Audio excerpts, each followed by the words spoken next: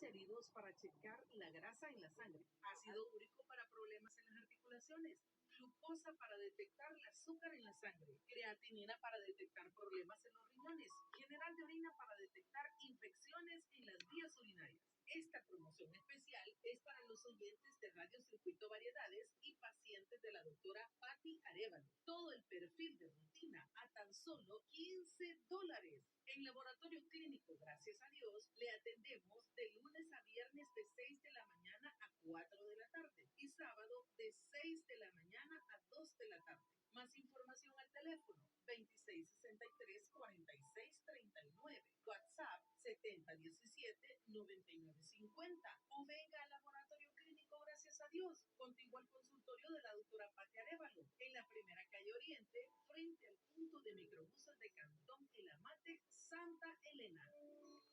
Bien, estamos aquí en las noticias a esta hora, cuando son las 12:19. Gracias a quienes nos siguen a través de nuestro canal en YouTube y a quienes nos escuchan por radiovariedades.online. Gracias por estarnos siempre escuchando, sintonizando, siempre a través de nuestros canales, siempre a través de las plataformas.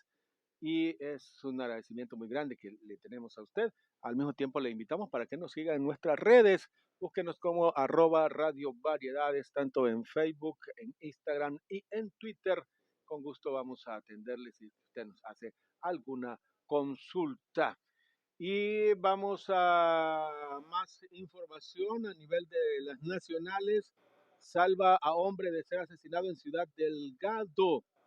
La Policía Nacional Civil informó sobre el rescate de un hombre que iba a ser asesinado en Ciudad Delgado. La rápida intervención de la PNC logró que un hombre se salvara de morir ante sus atacantes que lo atacaban, valga la redundancia, a golpes. Los sujetos huyeron de la zona con rumbo al río Tomayate. Así que gracias a esta buena intervención y oportuna de la policía se logra rescatar esta vida.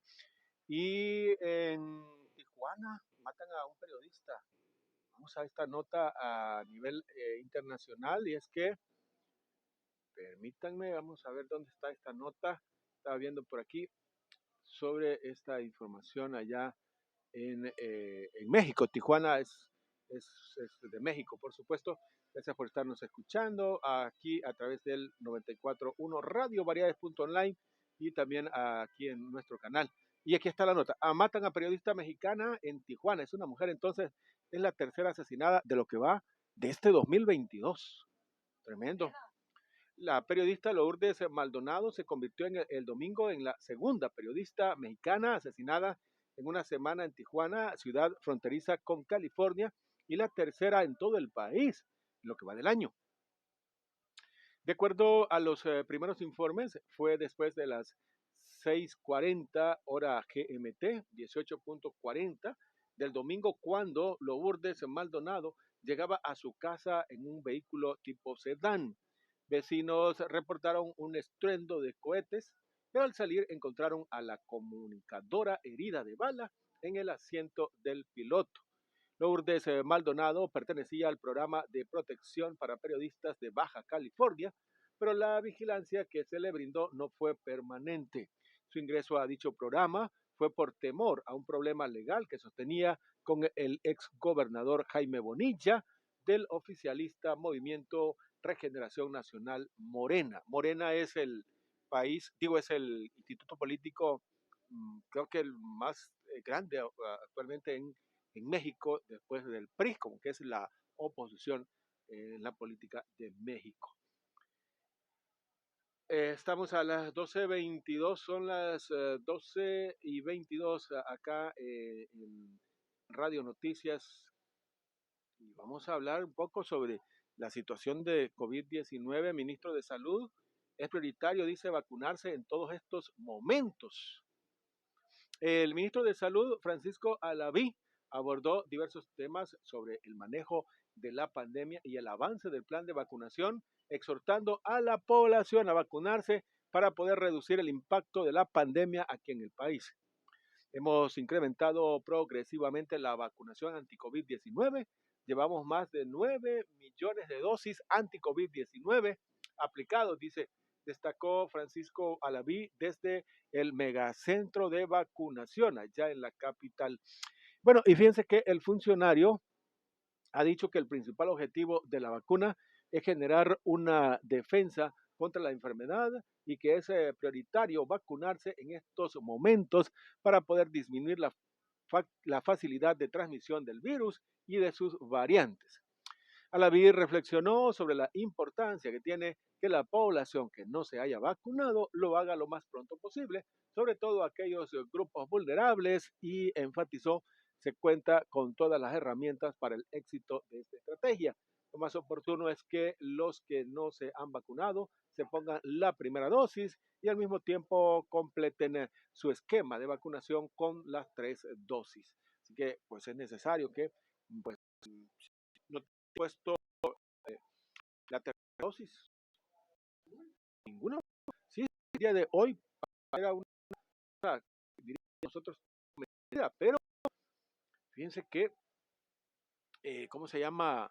Hay gente que no se ha vacunado, que no tiene ninguna vacuna, y sería bueno que reflexionaran, que pues busquen más información, sobre todo pues que, por supuesto, si no quieres, pues no te la pongas, pero debes tener pues que rebatir todo lo que piensas con relación al por qué no te has vacunado. El Papa emérito no es la mamá emérita, sino que el Papa emérito.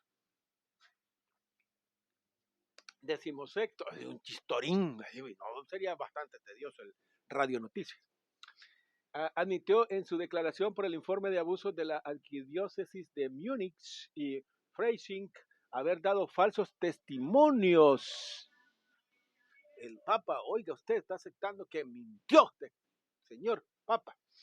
Al contrario de lo que dijo previamente, según estas nuevas informaciones, el Papa Benedicto sí asistió a una reunión en la que se habló de un sacerdote que había cometido varias veces abuso sexual contra menores.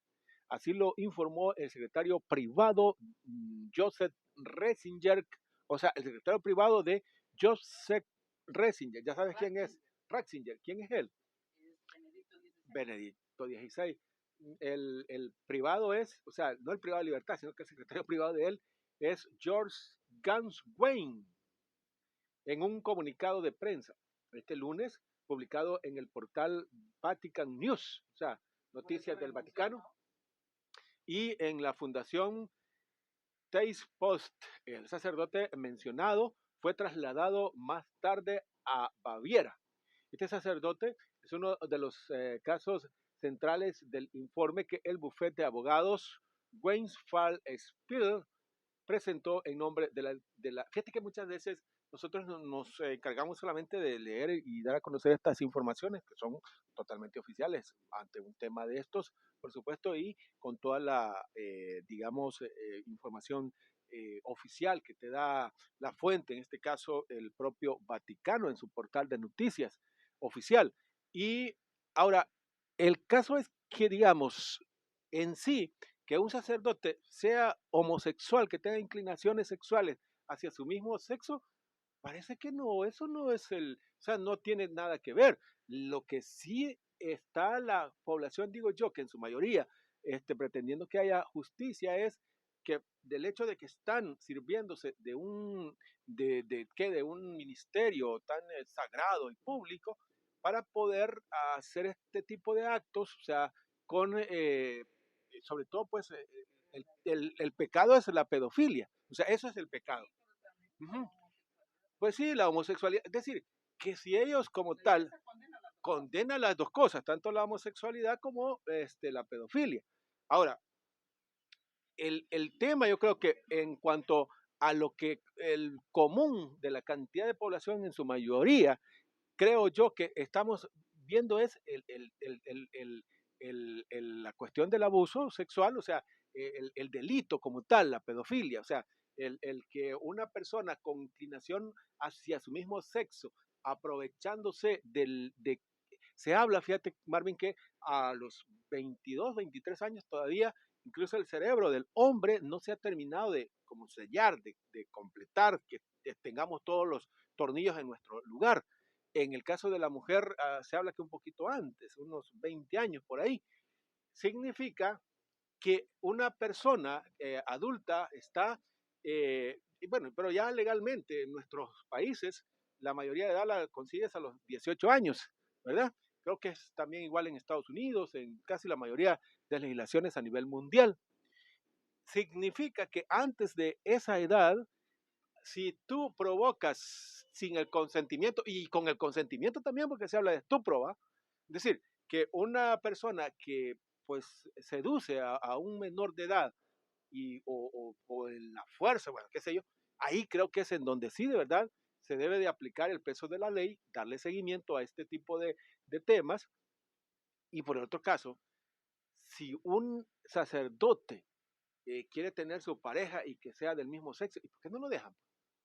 Y ni tan siquiera han permitido en el caso de las mujeres, en el caso de los sacerdotes machos, pelo en pecho, es que eso te estoy diciendo, que no permitan la pedofilia, o sea, que no permitan el abuso, que no permitan esos que son los en sí los delitos, pero en el caso, y en el caso que se case con otro hombre deberían de aceptarlo, o